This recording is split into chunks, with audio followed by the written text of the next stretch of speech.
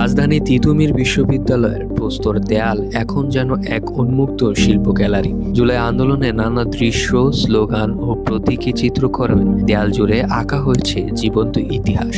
শিক্ষার্থীদের তুলিতে ফুটে উঠেছে আন্দোলনের উত্তাল দিনগুলো, যেখানে কালো লাল রঙে আঁকা হয়েছে প্রতিবাদ, ঐক্য ও পরিবর্তনের আহ্বান। দেয়ালের এক পাশে দেখা যায়, যতবার হত্যা করো, জন্মাবো আবার, দারুণ সূর্য হয়ে ফিরবো আবার।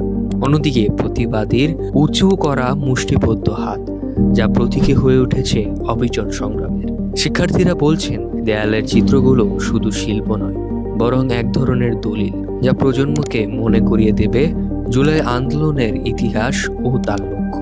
অনেক পথচারী থেমে এসব চিত্র উপভোগ করছেন, কেউ ছবি তুলছেন, কেউ বা সোশ্যাল মিডিয়ায় ছড়িয়ে দিচ্ছেন। শিল্পীদের মতে এই কাজের উদ্দেশ্য শুধু সৌন্দর্য বৃদ্ধি নয়, বরং মানুষকে অনুপ্রাণিত করা এবং সত্যকে মনে করিয়ে দেওয়া। তাদের ভাষায়, যতদিন দেয়ালে এই শিল্প থাকবে, ততদিন আন্দোলনের স্মৃতি মুছে যাবে না। তিতুমির বিশ্ববিদ্যালয়ের দেয়ালে আঁকা এই শিল্পগুলো এখন শুধু শিক্ষাঙ্গন নয়, পুরো শহরের মানুষের মনোযোগ কাড়ছে। অনেকেই বলছেন, এটি আন্দোলনের স্মৃতিকে জীবন্ত রাখার এক অনন্য উদ্যোগ। ডেস্ক রিপোর্ট, খবরের দেশ।